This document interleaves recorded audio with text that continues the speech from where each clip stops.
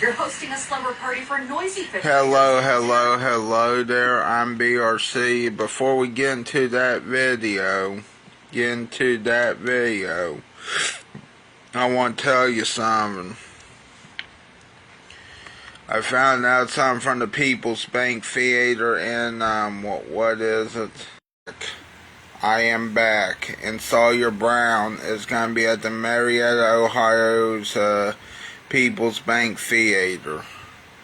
Toss-up. Will it be Papa John's or Little Caesars? I still think Little Caesars will win, even though they got lower quality. See, even Little Caesars has more items, I think, if I remember right. Look.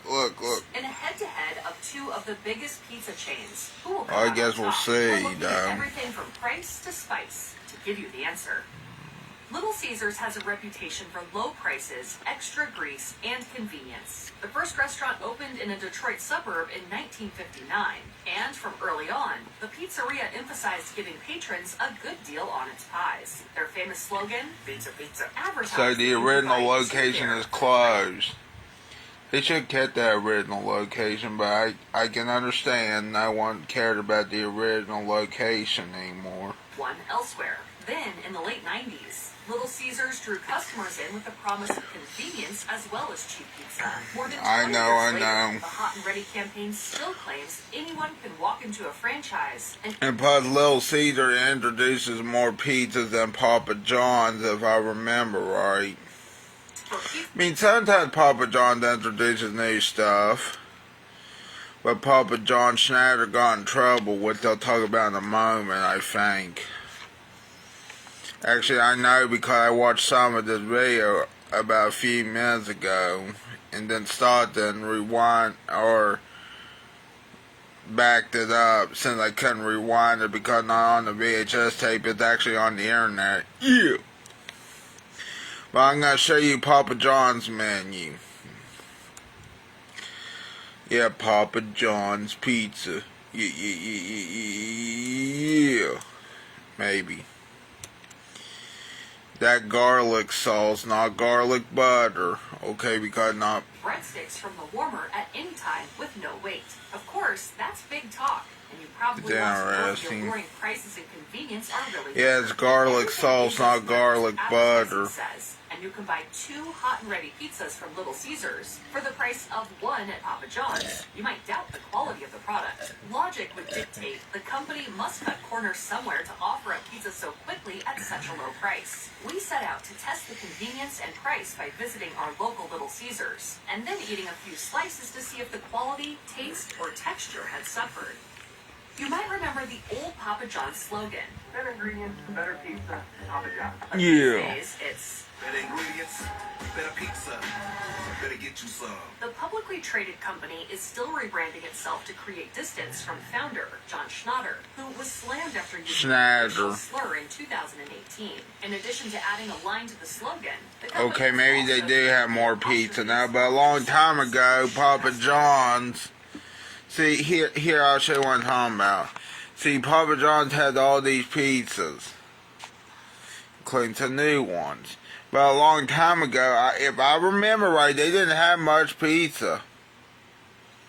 They didn't have all these pizzas, I don't think. They must have expanded their menu after Papa John Schneider, went out, Probably what's keeping the company down. Garlic epic stuffed crust, nice. That sounds awesome. But then again, everyone has stuffed crust now, including Little Caesars. I don't know which one would be better, but sounds nice. They're getting into the stuffed crust. It's not John's pizza they're buying. Despite these efforts, it's unlikely that the disagreeable things Schneider said will have an impact on the quality or price of the pizza more than 5 years after he resigned. The first part of the slogan concretely promises that the quality of the ingredients at Papa John's is better, and that gives consumers a better pizza. Since it doesn't mention price or convenience, you might assume pizza at this chain takes longer to prepare and costs more in the name of better taste and texture. A quick visit to the local franchise tests tested these theories and gave us the chance to try some of those allegedly better ingredients. If You want to see what's right for you. If you make the right order, Little Caesars is significantly cheaper than Papa John's. So if you're worried about feeding a large group, you'll get more bang for your buck at the Emperor's Pizza Shop. Consider this. 3 large pizzas from Little Caesars cost us under $32, while 2 smalls and a large from Papa John's had a price of around $45. Simply put, it costs a lot more for a lot less food at the second pizzeria. Then, a large pepperoni from Little Caesars costs around $8, while the same product at the other chain goes for over $10 more. That more than justifies Little Caesars' claim that you can get 2 pizzas for the price of 1. Custom pizzas tell a similar story. A large pizza with regular crust with 3 toppings from Little Caesars costs about $12, while a similar meal from Papa John's goes for nearly double that. One way to get a deal at the second pizza chain was to order 2 large, 2-topping pizzas with a drink for about $24. Even so, a large 2-topping from Little Caesars can cost under $10. Despite Little Caesars' claim that its locations can save customers time, it's not that much faster to buy pizza there than at Papa John's. Call in an order, and either place prepares it in under 20 minutes. Yes, the hot and ready setups allow customers to walk in and buy pizza on the spot. But there are a few caveats. First, what you can purchase depends on what they have available. So if you need to feed a specific number or want a specific pizza, you'd be better off calling in your order ahead because other customers might have already emptied the hot and ready station. Then, if you want a special kind of crust or more interesting toppings than pepperoni, you'll find the website is the easiest way to do that. The lines at each pizzeria are something you might want to consider as well, because you have to order ahead at Papa John's. The cashier is able to turn over your pizzas much more quickly since, at most, all they have to do is ring you up. There are rarely other customers in line there. Walking into a Little Caesars is a different experience. Since it welcomes walk-ins, there's often a longer line, and patrons may have to negotiate longer with the customer service rep.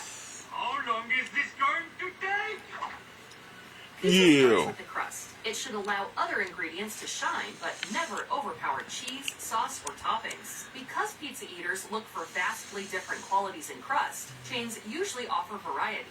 Little Caesars and Papa John's each have 6 styles. Both have regular, thin, and stuffed crusts. Only Little Caesars lets you add pepperoni inside stuffed, while the other chain offers garlic.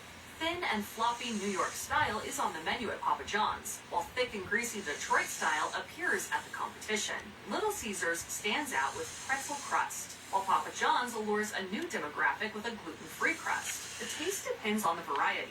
Papa John's regular was chewier and sweeter. A Little Caesars was softer, saltier, and far greasier. The Papa John's and Little Caesars thin crust tasted very similar. Each was less salty than regular and pleasantly crisp. Little Caesars pretzel dough was softer than regular and so salty it was difficult to eat. Finally, the gluten-free crust from Papa John's had a pleasant texture and taste. It was not crumbly or dry like many other gluten-free products. This is a strong fast food offering for anyone with a wheat allergy or sensitivity, although Papa John's warns those with celiac disease to avoid it due to the possibility of cross-contamination.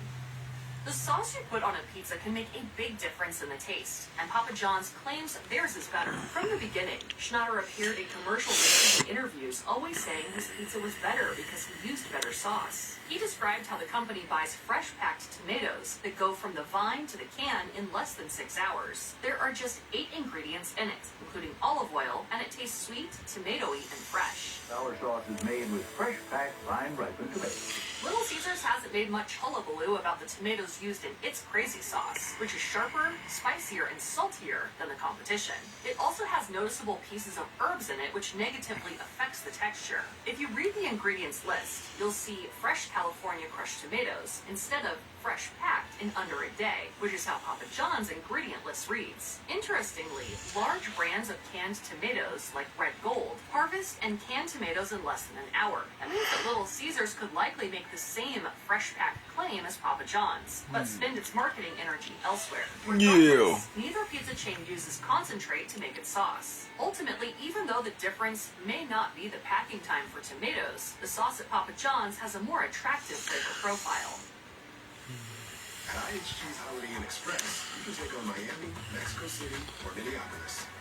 Fuel up with free hot breakfast, all while earning points for free nights with IHG1 Rewards. Guest how you guessed at IHG Hotels and Resorts.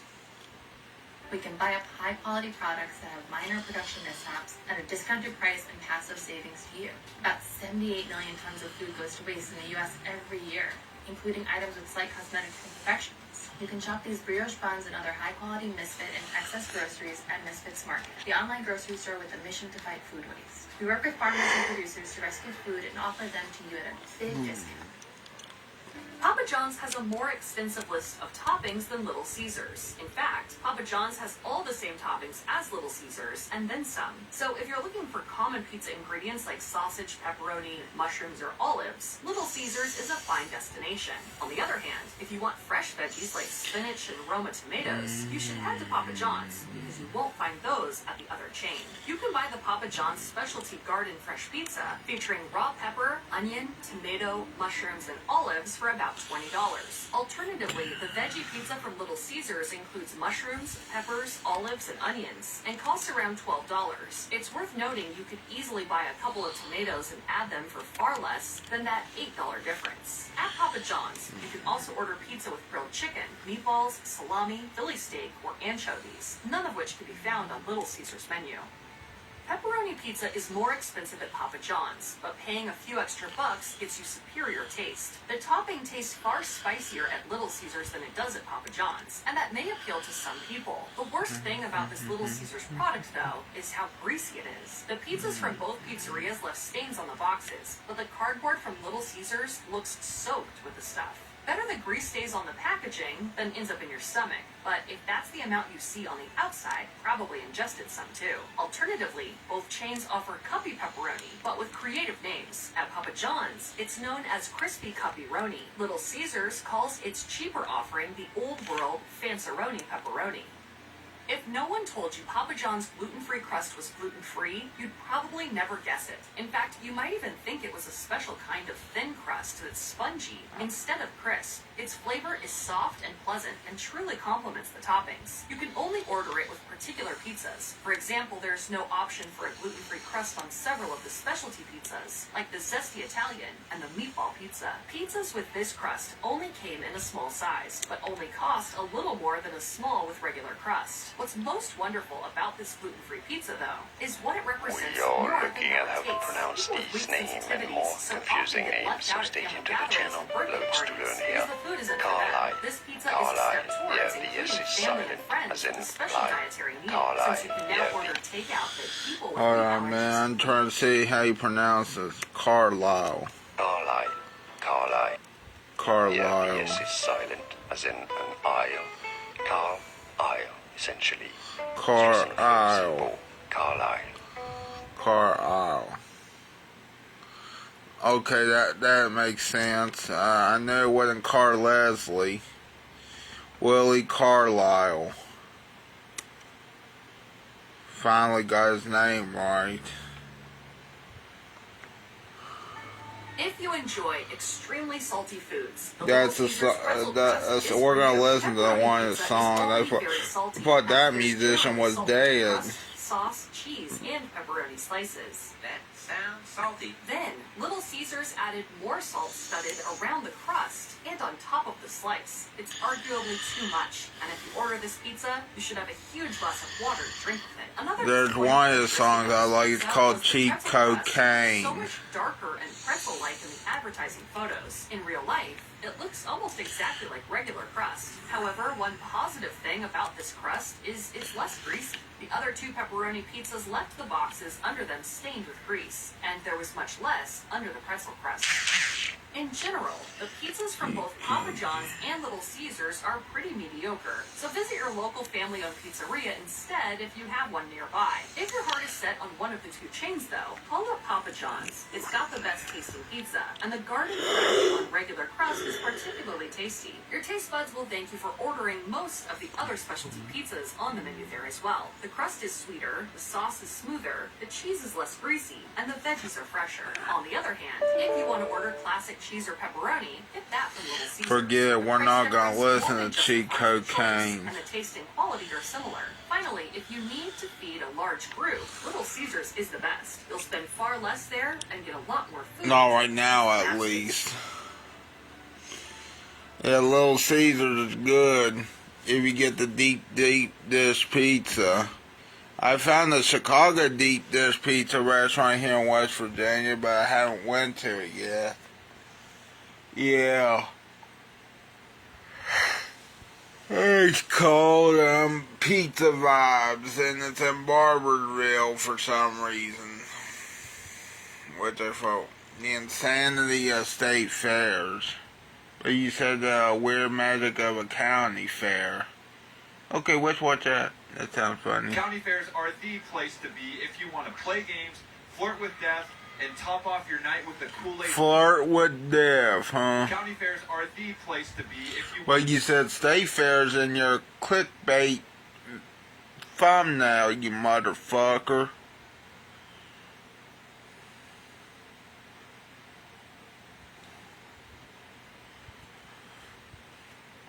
Play games, flirt with death, and top off your night with the Kool-Aid pickle. It's a magical place. Flirt with death. For everyone. I've only been a handful Don't of flirt times, with death.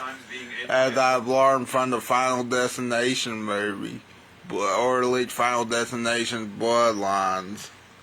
Which, by the way, that is a freaky, fucked up movie, by the way. I watched only a quarter of it, and I thought to myself, I need to watch the rest of this, but still, I'm afraid to watch the rest of this. I think that, so I don't know all of the movie yet, but if I had to guess what happens, people die. But I don't know which people. But it feels magical. I don't know how they die, so there's that. What makes them so special? Other than that one on there. Found in something as silly as the county fair. So grab your fried dingling. Death doesn't like to fuck with you. Doesn't like you when you fuck up his plans or something like that, you know. Not a new concept. Throughout all of history, we've been throwing fairs and festivals to celebrate pretty much anything. However, the first one of these in America that resembled the modern-day county fair happened in 1811. Elkanah Watson. Damn, 1811. There have been county fairs since that time, damn. Okay, hold on. I gotta stop right there because what is this? We took the name of an animal and we threw in a bunch of letters after that. Why are we not doing that anymore? Elkanah Watson was known as the father Elkanah Watson.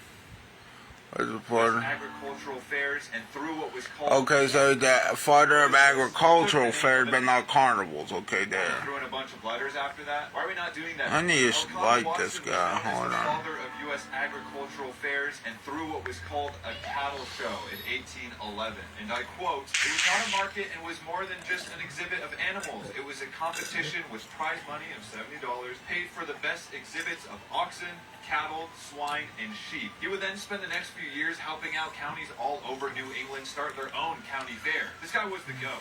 Pun intended. Yeah, pun intended. I wish I could. Oh, I can get people on here. Find comfort with no moon. You want to see what's right for you. It sounds like SpongeBob music right there. Now it turned to evil music like Eerie. See what you like. Vampires suck dick and suck your Why blood. not intend the pun? It didn't take long before every state had their own fair. I mean, humans just like gathering around and looking at the best of something. It must be in our blood. Although county fair...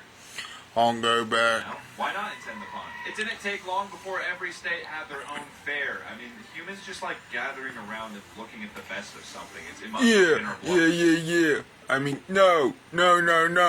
Fuck Joey County Jones. fairs are very different today. They've maintained that grassroots feel even 200 years later. What started... Which is kind of weird that they're still showing animals, you know, at the fair. You think PETA would get onto them, but I think PETA only gets onto them if they're abusing the animals. Like one time I wanted to horsewhip a cow because he didn't shit in my spot in cow chip bingo. But you know, I can't horsewhip a cow, and they can't either. So, I wish I would tombstone pile drive that cow, but I can't because I don't know how to pick up a cow. I don't think anyone can pick up a cow, not even Brock Lesnar. And you know what? In-person tier list of the best local crops and animals has now turned into something Brock. much more. But in my experience, those agricultural roots are still a big part of county fairs today. However, I want to dig into that much more part of that sentence. Let's talk about modern county fairs. The county fair has something for everyone. If you don't like anything at the county fair, I don't trust you. I'm covering my drink around you. One of the biggest things at the fair is the food. If you're one of those people that goes to the fair to eat like the nastiest thing, like bull testicles and fermented Oreo mayonnaise, grow up. We all know you're not enjoying it. You're dying for attention. Do what the rest of us 6 out of 10 guys do and get kind of okay at being funny. The pain of a failed joke is not nearly as painful as whatever an amalgamation of twisted human creativity and unwanted animal parts in fried form will do to you. I'll still defend fair food though. I will obliterate the steepness that is pouring in a cup for you white boys like a rooster bulking for a cockfight. It's only semi-related. Oh. I'm tired of being given white spicy when I That ask would my get food you to be this spicy county in a fair in Mexican or trouble. Indian restaurant. How do I get them to give me actually spicy food? Should I come in with The an pigs accent? are gonna turn I the love bacon. disgusting fried normal foods like tater tots and curly fries. I know I'm playing a less risky, more embarrassing version of Russian roulette. One time I cheered at the pigs at the county fair. I said, don't worry, I'm not here to eat you. I bet they looked at me funny. The pigs. But I don't know, you miss 100% of the chances you Don't pay. worry. Speaking of games, that is another big part of these wallet-draining events. Yes, fair games are a total rip-off, but I would rather try to lift up a Coke bottle with a ring on a string than scroll on my phone and look at the atrocities of the world like this. This isn't fun. If you're not, I better go to a casino than play a carnival game. Let's be honest here. Nation, you could always play one of those new age everyone's a winner Snowflake County Fair games and walk away with the bundle of Chinese fabric that's supposed to be Pikachu for your date. While you're walking around the I don't fair think for it's 7 days, Pikachu. it's hard to ignore the constant screams of near death coming from all the rides all around you. County fair rides are unsafe at best, but they look cool. I wouldn't go on them anymore, but, you know, glad they're there for me to look at. I don't have much to say about this part. While fair food might be unhealthy, it's no match for what sitting too long can do to you. Like a lot of people in the modern world, I spend a lot of time at my desk. Whether it's to work, game, or make this, it doesn't change the fact that all this sitting around is not good for me. That's why I recommend switching from your evil regular desk that will betray you in the third arc of your life with a standing desk by FlexiSpot. If you've been on the fence about this, I genuinely recommend you stick around and just hear me out. Switching to a standing desk helped me get through the whole workday without that soreness you feel after a grueling multi-hour session of Minecraft. And being able to change the height means that my desk can also adapt to my hobbies. The build quality of the E7 Pro is genuinely incredible. It feels great and the motor is so smooth and quiet. FlexiSpot's E7 Pro desk's features are 25-inch, 50.6-inch height adjustment range to accommodate all sizes of short to tall kings, dual motor 3-stage semi-C leg structure, 15-year warranty and 30 days risk-free return service, and 440-pound static capacity stability. Here's my big bag chilling on it. Head over to FlexiSpot.com or click the product link in the description below to experience all the benefits of a premium standing desk. Let them know I sent you by filling out Chon Digital as your referral and use my code YTE7P50 to save an extra $50 and get your own E7 Pro standing desk. Thank you to FlexiSpot for sponsoring this video. Now I'm sure local businesses have always been a part of county fairs, but it is so jarring to see a bunch of luxury hot dogs right after you Hot tubs. oversized hog. That's not an innuendo. Brother, I can barely afford the food here. I don't know why you're trying to sell me $2,000 patio furniture for a home that I do not have. There's always a T-Mobile there, like, god damn it. None of my texts are sending through Sprint.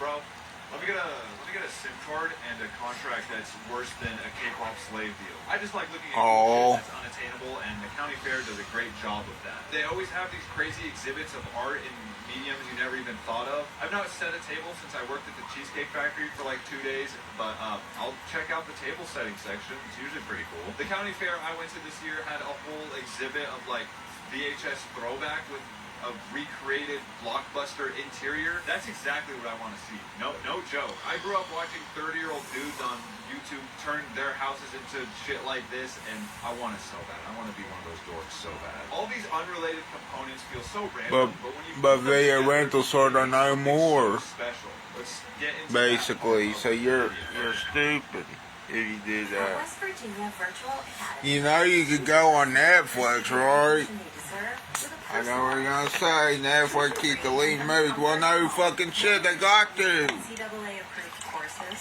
extra support, or simply more options to choose from. Motherfucker. Courses to meet their needs, taught by certified teachers who help students learn in ways that work best for them.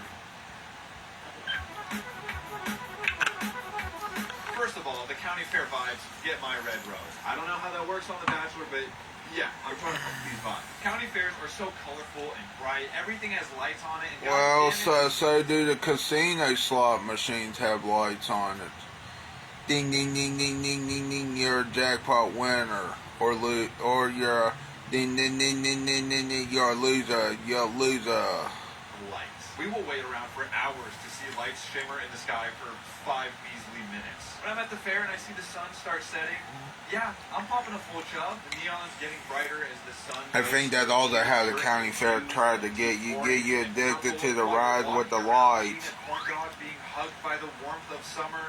and then you Does die that not make you on want a to go to carnival the fair? ride. There's something deeply wrong with you if you're not sold or hard as hell. That's why I go on the merry-go-round, so at least I had the less chance of dying. What is wrong with you? Speaking of which, Honky. these things only happen during the summer. And look, I don't love the You summer. can't die on the merry-go-round, you But just the get lack of dizzy. sunlight during You. winter makes me want to jump. Wait, what? That's a long bleep. I wonder what he's trying to say.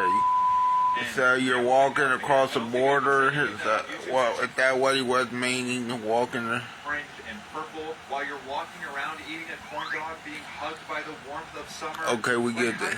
How does that not make you want to go to the fair? There's something deeply wrong with you if you're not sold or hard as hell. You can hear a sentence like that, you can experience something like that and not like the fair still. What is wrong with you? Speaking of which, these things only happen during the summer. And look, I don't love the summer. I hate the heat. But the lack of sunlight during winter makes me want to jump. Okay, make you want to jump across the Mexico over the border. Yeah, I'm thinking that's what he's saying.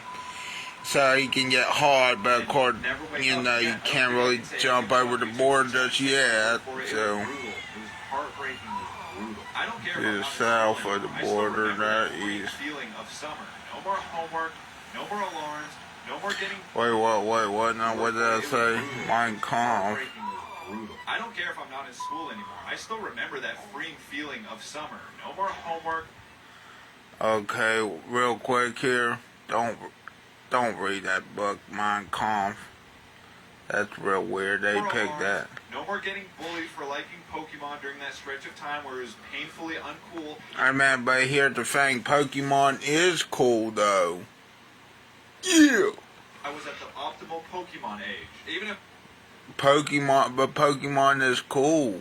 I'm not experiencing this awesome thing, I have something I else. never heard one person say, "Oh, Pokemon isn't cool." Haven't heard that one yet. Empathy, and I can feel for these kids that are like, yeah, no, my school. I'm Yeah. not saying I'm one Yeah. of those empaths. I'm just a normal human that. You when know, I'm someone's not in happy, school. someone's sad, I get sad. Is that we're labeling that? I'm not in school, but you know, sometimes I do miss my teacher, Mr. Hensley. I do miss him a lot. He's a nice guy. You know, I'm not gonna say much, but you know, he's a nice guy. He was my high school teacher. He's one of my best ones. And also Miss Stover was one of my favorite teachers' aides in my class. I live like 20 minutes from here. In high school, that is, you know.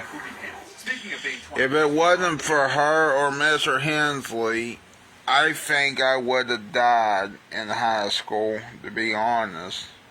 Or if it wasn't for Miss Sayer either, too.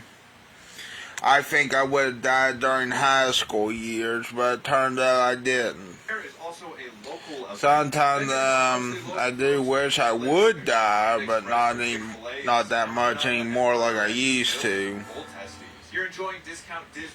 Among your neighbors, you're eating fried cat ears. Among your neighbors, you're pissing in a big long metal bucket. Among your neighbors. And that coworker I think that's stupid. would flirt with the 16-year-olds even though he was 19. I don't want to be neighbors with this guy. Even the entertainment is mostly local or just corny in the best way. Every year, several tribute bands and one-hit wonders from bygone decades fill the bill at your local county fair. This year, I got to enjoy my visit to the county fair to the sound of a middle-aged woman singing Britney Spears songs while dressed up as Britney in her different eras. And that might sound like a diss, but look at this channel. Look at everything behind me. I live for this shit. It is awesome. The county fair is tacky. It's outdated. It's not perfect in any way. And the state fair is better than the county fair, though. Especially the West Virginia state fair is better than the... But yeah, I didn't go to the state fair this year, West Virginia. But still, it looked a whole lot better than the county fair musicals performance. Even though I did go to one of the Putnam County Fair music and the Jackson County Junior Fair.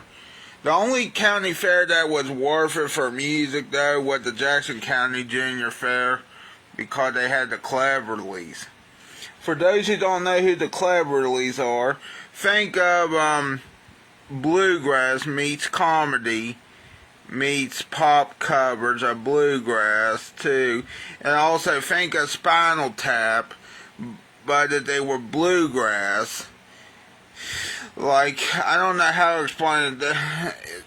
I think in one of the... I had to look up what one of the New York Times said. I think they said they're like Spinal Tap and Earl Skaggs or something.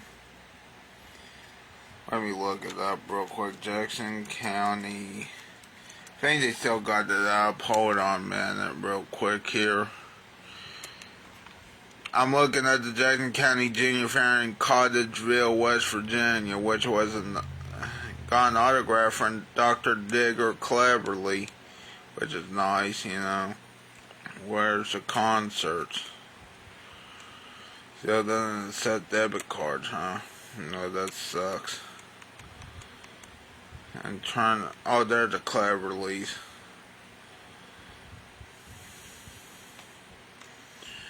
If Dolly Parton, Earl Scruggs, and Spinal Tap spawned a litter of puppies, it would be the Cleverleys. And that was by the New York Times. I am not joking, that's what it says right here. If Dolly Parton, Earl Scruggs, and Spinal Tap spawned a litter of puppies, it would be the Cleverleys. Now I get it. Maybe. But this beautiful tackiness alone isn't what I think that's awesome, you know. Fair every year or so. It's the fact that the county fair is a time capsule of timeless fun for everyone. That sounds super corny, but let me get into it a little bit. Kurt, get more from your paycheck. Stop waiting for payday. Get a paycheck advance of up to $750. No credit checks? Yeah, that's the only county fair that you well, at this moment, unless the Putnam County Fair of Eleanor, West Virginia gets a Cleverleys. Somehow, some way, I will be excited they get if the Putnam County Fair gets the Cleverleys. But this year was the Jackson County Junior Fair again. And it has something for all. It needs to happen at the Putnam County Fair per se, you know. Why? Because that would be nice. It has everything they need. And that'd be more talent than any of the newest artists before they make it big. For teenagers, they have other... Okay, well, you're comparing iCarly to Victorious now. What those two shows are so vastly different. You got... throwing shit and bright lights. They have a field day running around staring at lights, screaming and shitting themselves. For teenagers, they have... Yeah, they're teenagers in that one, but of course as they get older, they're not going to be teenagers. iCarly people are not teenagers anymore. Not even Carly Miranda Cosgrove herself. Other teenage. Okay, okay, the difference between iCarly and Victorious, though, difference between iCarly and Victorious is iCarly is based on a web show. Well, actually, no, it's a show that's about this girl who becomes a teenager, but at first she's a tween, I guess, that makes this web show with her friend Sam. But they also get help from Freddie, which is their cameraman for the rest of the show. That was the first run of iCarly I'm talking about, not the newest show of iCarly, because that one sucks, I think. But as for Victorious is the reason why bullying skyrocketed in the 2010s, or as we like to call them, the 20 teens. That's a number of reasons.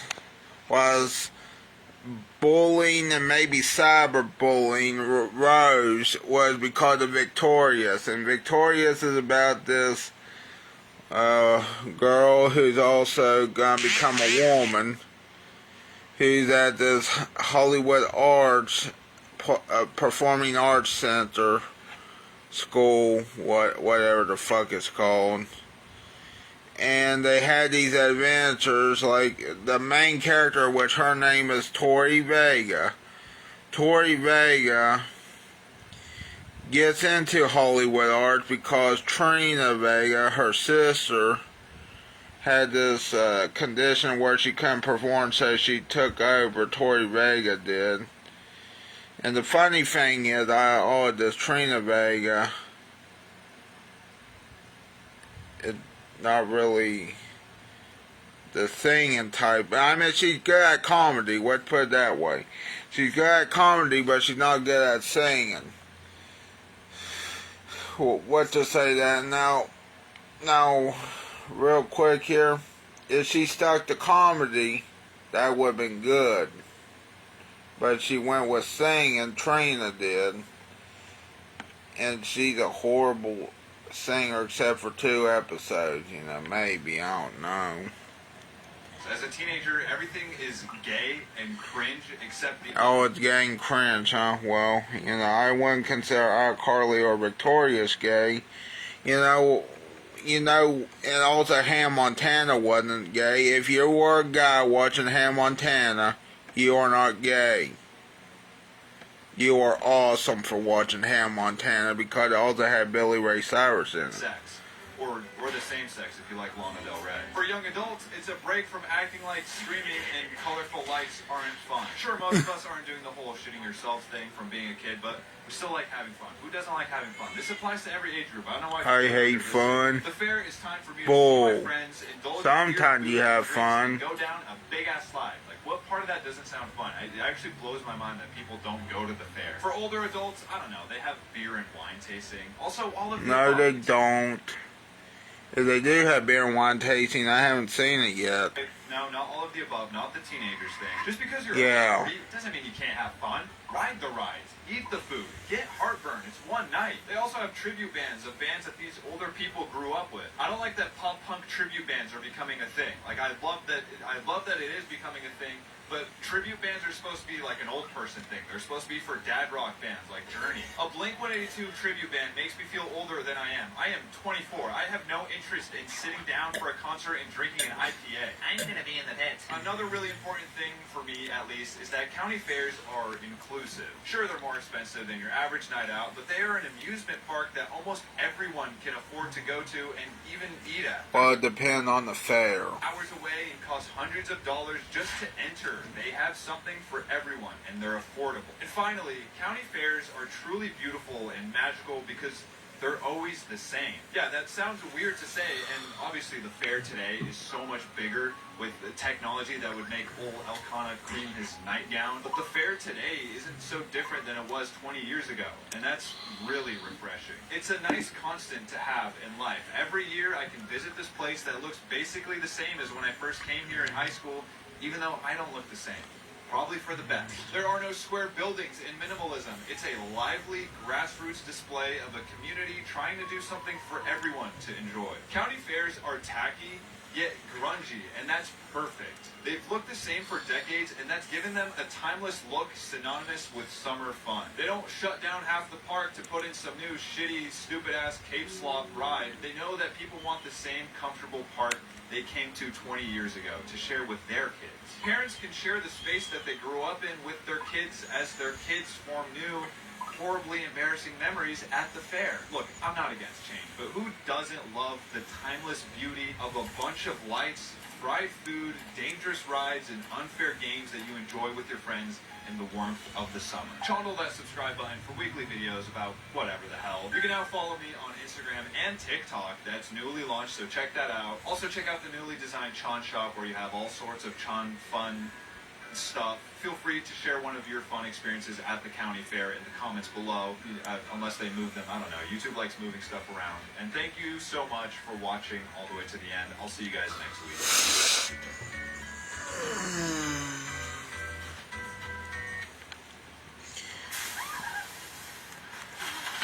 Real quick here. I need to look up, what is it? Eating contest or eat feast or like .com, which doesn't sound like a good website to be looking. It's like eat and feet as in defeat or whatever. Let me see what West Virginia contests there are, and there's absolutely goddamn nothing. No new one, not that I know of. Fucking shit. Well, at least I can tell you this. Let's go to Ohio. And there's not much of that on either. Shit on my dick. I mean, it isn't eating contest season anymore, I think.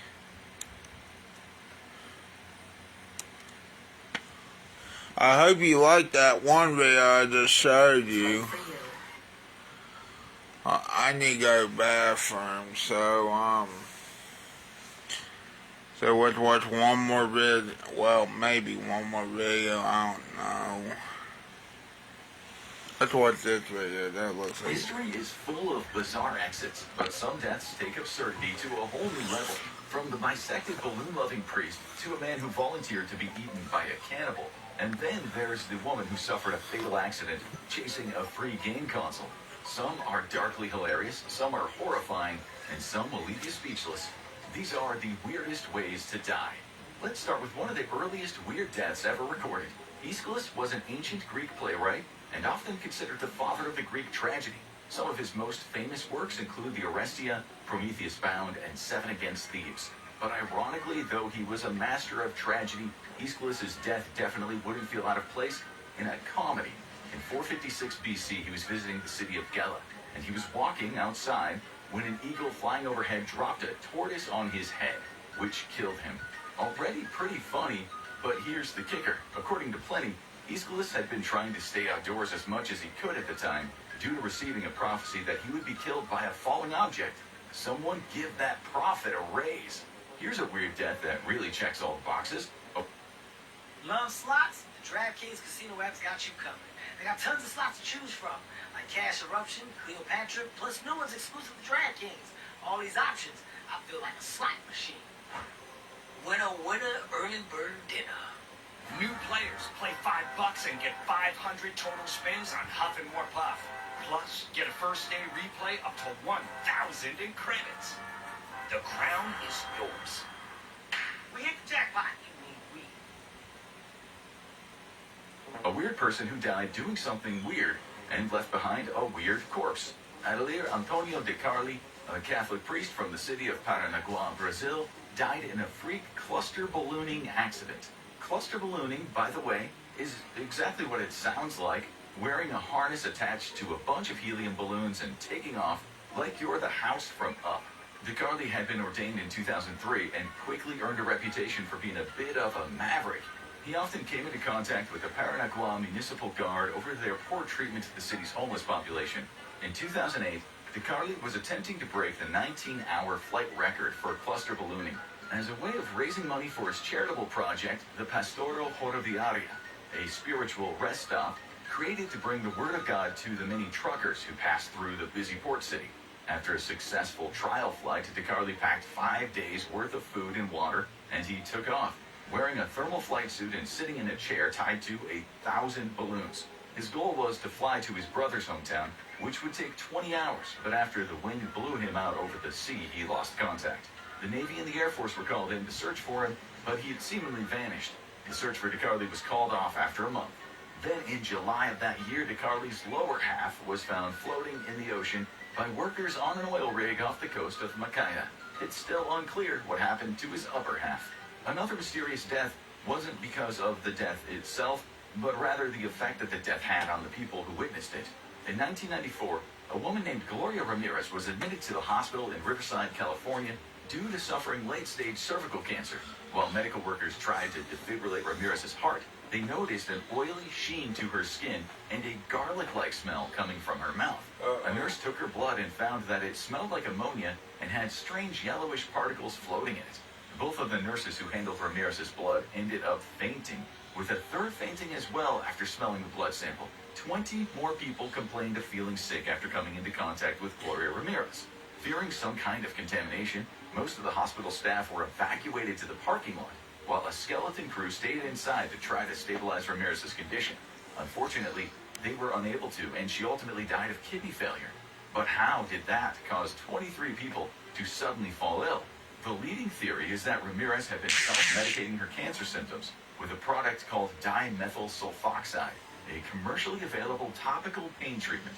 When exposed to the oxygen from the mask that she was given by paramedics and the electricity from the defibrillator, the dimethyl sulfoxide was converted into a highly toxic gas called dimethyl sulfate. This next one will probably feel familiar to horror fans. In 2004, Francis Daniel Brom of Georgia, USA, was riding in a car with his friend, John Hutcherson, who had been drinking. At some point, pulling his head out of the window for some fresh air and to feel that cool breeze in his hair. Unfortunately, Hutcherson lost control of the vehicle and it sideswiped a telephone pole support wire, which knocked Brom's head clean off. Hutcherson was so shocked that he parked the car at home and left Brom's headless body inside, too stunned to move it. A neighbor passing by the next morning noticed the gruesome passenger and called the police. Officers found Hutcherson inside of his home, still wearing his bloody clothes from the night before. He was arrested and charged with vehicular homicide and driving under the influence. Here's another freaky car-related death, and probably one of the most famous ones in history. Isadora Duncan was an American dancer who gained popularity in the early 20th century and revolutionized the field of contemporary dance. She was a little too weird for America at the time, so in 1898 she moved to Europe, where she spent some time teaching in Moscow and became popular in the bohemian art scenes of Paris and London. And like so many celebrities, Isadora was known for her signature accessory, a long, flowing silk scarf that she wore everywhere. It was elegant, dramatic, and ultimately deadly. In 1927, she was visiting friends with Benoit Falchetto, a French mechanic that she was romantically involved with. As they were leaving, Duncan's friend Mary Desty urged her to wear a cape. It was chilly outside, but Duncan waved her off. She would only wear her scarf. This would prove to be her doom. She climbed into Falchetto's open-top car, her scarf still trailing loosely behind her. Moments later, the car pulled forward, and tragedy struck. The end of the scarf was caught in the exposed spokes of the rear wheel, yanking Duncan out of the car by her neck with enough force to break it. This accident was big news when it happened, and it led to contemporary writer Gertrude Stein remarking that affectations can be dangerous. You shouldn't try everything you see on TV. Obviously, that goes for big things like jumping off buildings and driving your car through. There's something remarkable about turning any minute alone into a rewarding moment of play in a palace all your own. One with hundreds of casino games. And every play earns toward exclusive Caesars Rewards benefits. You kind of need to see it to get it. But to see it, you really need to get it. New users get a $10 sign-up bonus, a 100% deposit match up to $1,000, and 2,500 reward credits. Caesars Palace Online Casino. Your palace awaits. Through big, conveniently placed panes of glass, but it also goes for little stupid things too. Like how, for example, in 2013, a man died from an atomic wedgie. This classic tactic of cartoon bullies involves pulling the waistband of someone's underpants up over their head. It may sound impossible, but it is how Bradley Davis of Oklahoma in the USA killed his stepfather, Denver Lee St. Clair. The two had been fighting, and after Davis knocked St. Clair down, he pulled the elastic of St. Clair's ripped underpants up over his head. The elastic pressed down on his throat, and it ended up strangling him to death. Even though Davis tried to plead self-defense, he was sentenced to first-degree murder when prosecutors found that Davis had taken cell phone photos of his dying stepfather. Investigators also said that St. Clair had sustained head wounds, which would have killed him if the wedgie hadn't killed him first. History is full of stories of inventors who were killed by their own inventions, but what about artists killed by their own artwork? And that's just what happened to Luis Jimenez, an American sculptor from New Mexico. In 1992, Jimenez was commissioned to create an art piece for the Denver International Airport. He decided to make the sculpture a horse. It was an homage to the early days of long-distance travel in America, and has a tribute to his own horse, a blue roan Appaloosa named Blackjack. He made several scale models before starting the final piece, but due to health complications, it took until 2006 for Jimenez to make real progress. The final statue is going to have LED floodlights embedded in the eyes, and it would be 32 feet tall, so big that it had to be constructed in sections before being put together. Hello there, It was Wesley. working on one of these sections that the sculpture would come loose and fall on top of Jimenez, badly cutting his leg in the process. He tragically died of blood loss and was pronounced dead on arrival at the local hospital. Jimenez had only completed the horse's head at the time of his death, and after much deliberating, Jimenez's family, his assistants, and fellow painters, Camilo Nunez and Richard Lovato, completed the other two sets. You know what I think? I think this is weird. I did go to Olive Garden yesterday with my dad and his friends. The horse could still be assembled and shipped to Denver. The statue, the Blue Mustang, is still there to this day. Locals have given it the nickname Blucifer due to both its ominous glowing eyes and a reputation for cold-blooded murder. But it's still a lot less embarrassing than our next weird death. James William Heselden was an English entrepreneur who, after losing his job in the miners' strikes of the 1980s, made a fortune off the Hesco Bastion. It was a collapsible building material. Tickets go on sale for AEW Huntington as well as by soldiers today at 10 a.m. Though his invention earned him an OBE Nice. in 2006, most people today remember James Heselden for being a man who was killed by a Segway a mere 9 months after he bought the Segway company. Heselden bought the company on Christmas of 2009 because when you're rich, you can just buy a company as a Christmas present for yourself. Then in September 2010, not even a full year later, he was riding the Segway with his dog around his hometown of Folk Arch. He reversed off the path and let a fellow dog walker get by him, but the Segway rolled backwards and he fell off a nearby cliff into the river wharf. Not quite as dramatic as an artist being killed by his own sculpture, but still, the weirdly ironic timing definitely makes this death stand out. Another man tragically killed by his own creation was Giacomo Ciapparini of Rio de Lombardia in Italy. In 2023, the 74 Do you have any questions about wrestling about this? It caused a domino effect that led to Ciapparini being buried under thousands of wheels of Grana Padano cheese. Wouldn't that be sad? Dying because the wheels of cheese fell on you. Can you imagine that? 84 pounds. Okay, there's the problem right there with 84 pounds. There were so many of them, the witnesses said the collapse sounded like thunder, and it took firefighters 12. Don't forget, next Monday Night Raw is on at 3 p.m. Then the first Raw of September is on at 2 p.m. Really? That's nice. Orders to recover Ciapparini's body. At least it's not on at night. What he loved. Oh well, man. Cool irony if he was lactose Why? intolerant. Why is that? Here's another person who died doing what they loved. Oh. A travel agency owner and competitive surfer from Turin who died in 2024. Manfredi was well known I in the remember. surfing community and was also an accomplished snowboarder, having competed in the 2009 Winter Universidad in China. She tragically passed away at the age of 36 while on vacation in Masukut Island in Indonesia. She had been out surfing when a crocodile needlefish, a type of fish with a long pointed snout similar to a swordfish, impaled her through the chest. Here's another weird animal death from Indonesia. Giant man-eating snakes are one of the things that movies and video games convince us to fear. Probably way more than we probably need to. Because Raw is in England and France. I knew it. As the snakes can get pretty big. Should have knew, but I knew it immediately after I said, oh, now I remember. Fully grown human? That sounds like pure Hollywood fiction. Except, well, sometimes it's not. In 2017, 25-year-old Akbar Salubrio of Sulawesi, Indonesia, was reported missing on March 25th. 1 day later, the search party discovered a very fat reticulated python in Salubrio's backyard. Download BetMGM Casino. The casino born in Vegas. Fearing the worst, they cut the snake open, and sure enough, the snake had human remains in its belly, which were a DNA match to the missing man. This was the first ever scientifically documented case of a snake eating a fully grown person, and weirdly enough, it hasn't been the last. Since 2017, 4 more missing people from in and around Sulawesi have been found inside the bellies of reticulated pythons.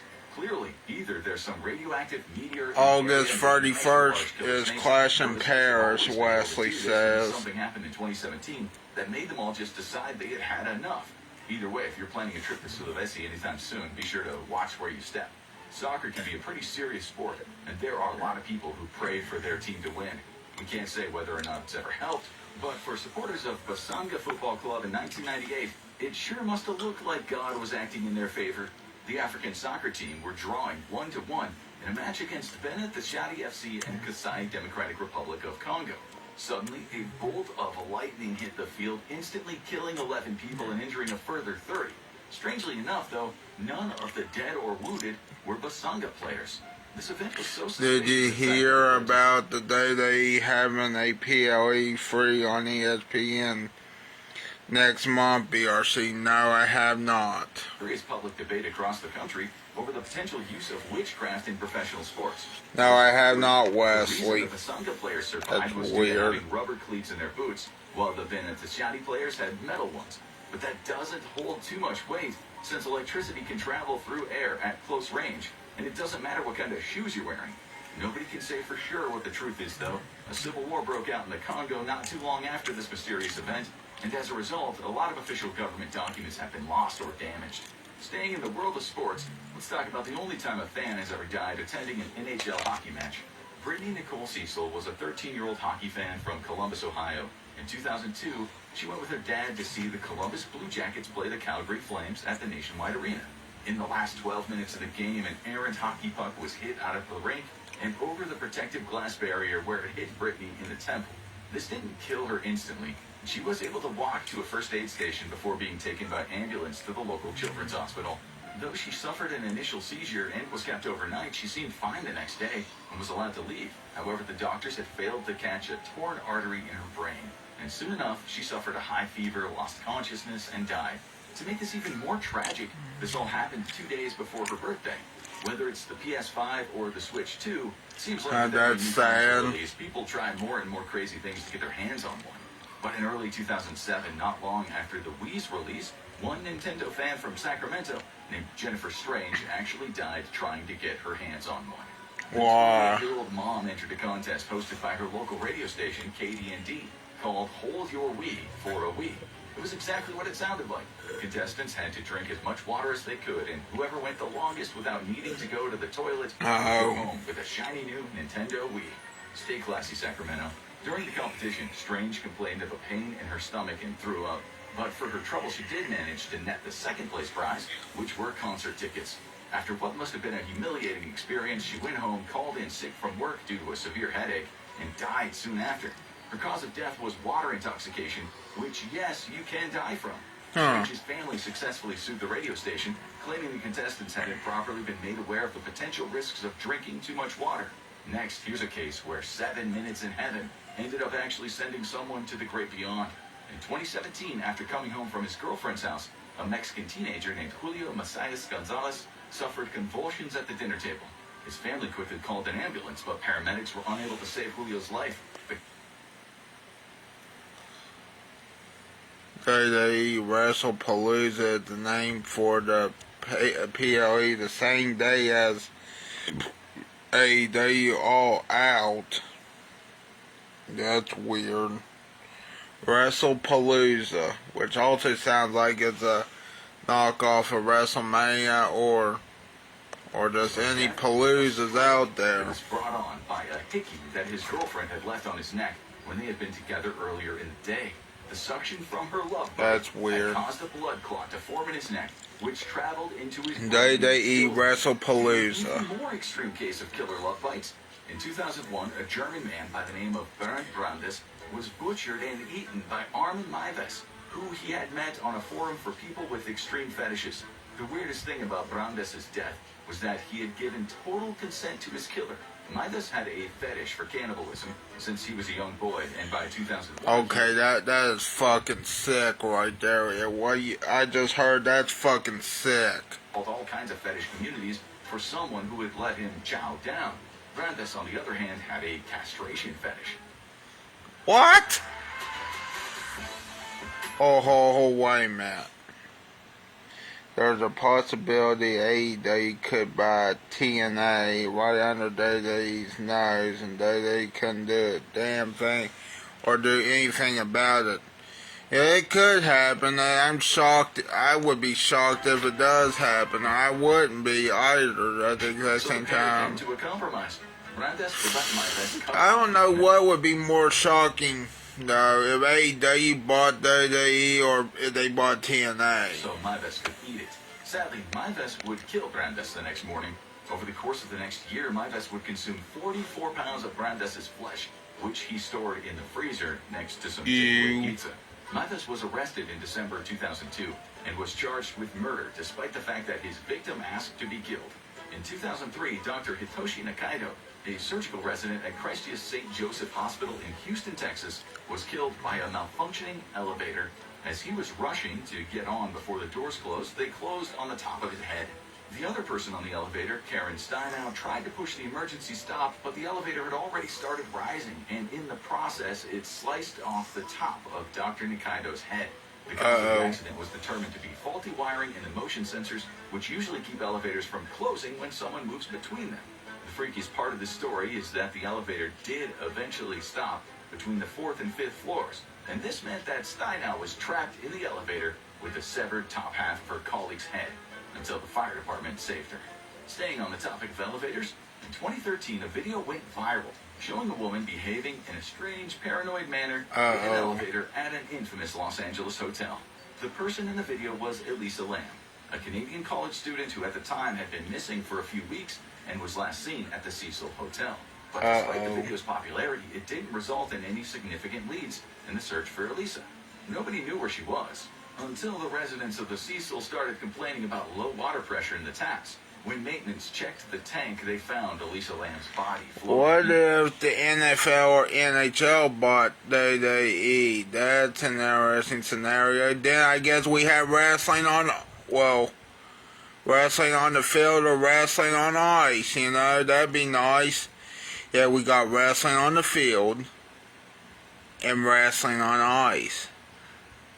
I'd rather see wrestling on ice, though. That's what I want to see. The National Hockey League, and the team up and they have wrestling on ice. That would be interesting. This discovery, combined with the video, led many people online to theorize that she must... We're already over an hour.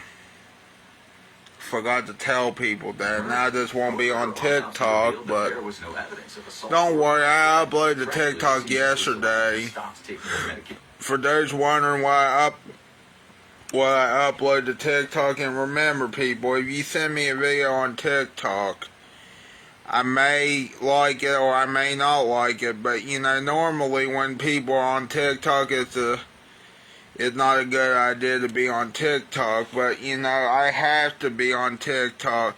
Well, I don't have to, but it'd be helpful, if I had all social media sites. I do have most of the popular social media sites. Like, for an example, Like, for an example, Facebook, X, or formerly Twitter, Instagram. I was on Threads, but I don't think Threads is working. And TikTok. The NBA could buy WWE. Well, then we have wrestling on the court. Instead of on the field or on ice, you know. That would be interesting, you know, wrestling on the court. Hold on, man, I'm trying to see what the fuck is up. The Blue Moon video on TikTok, I liked it. Yeah, even though I'm supposed to be not drinking alcohol, you know. Yeah, which Blue Moon video? The one where I played the Blue Moon song while drinking a Blue Moon, or the full video? Because I uploaded two different ones. Well, it actually got popular overnight. Well, anyway. He suffered psychotic break, during which she climbed onto the roof of the hotel and into the water tank, where she slipped on the ladder and drowned. Lamb's parents have filed a wrongful death suit against the hotel, but the suit was dismissed after the hotel claimed that it was still unclear how Lamb was able to open the water tank by herself. This next death is what happens when you take the phrase, dance your heart out, literally. Dietrich von Holstein-Heisler, a high-ranking infantry general in the German Empire and aide-de-camp to Kaiser Wilhelm II, met his end in one of the strangest ways imaginable. In 1908, the Kaiser's entourage was staying at the Donau-Eschingen Castle in the Black Forest for a royal hunting trip. After dinner one evening, the group decided to lighten the mood by putting on a drag show for Kaiser Wilhelm's entertainment. And the star of the show was Holstein-Heisler. He was dressed in a pink ballerina tutu and a flower crown and performed a show-stopping dance featuring pirouettes, jumps, and lots of flirting with the audience. But keep in mind, even though he was a military man, Holstein-Heisler was 56, so his heart wasn't used to serving that level of charisma, uniqueness, nerve, or talent.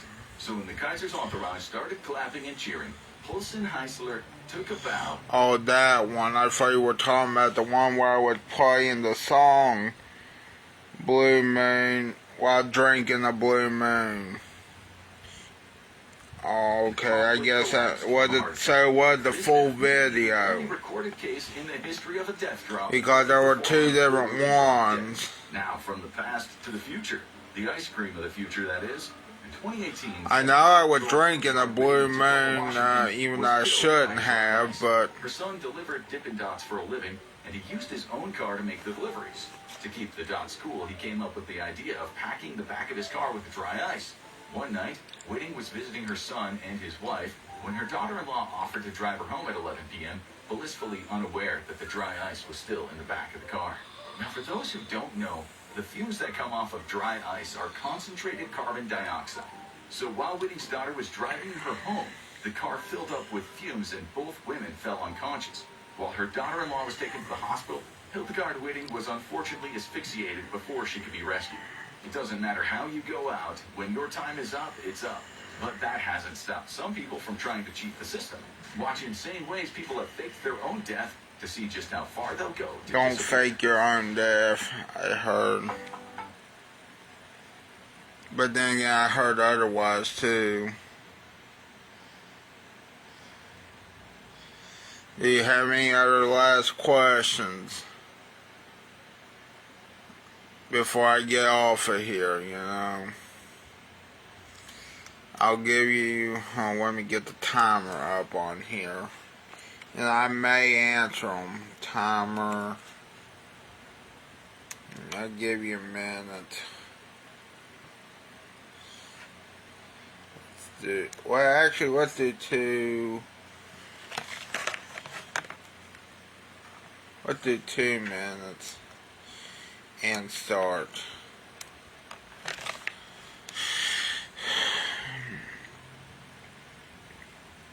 Here, I'll show you what I'm talking about. I got it on Google. You know what I think, people?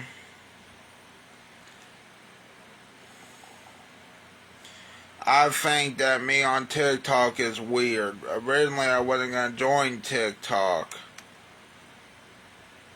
a long time ago. Now I think TikTok is the future, but yet YouTube's also the future. Anyway, I better get off of here. Bye.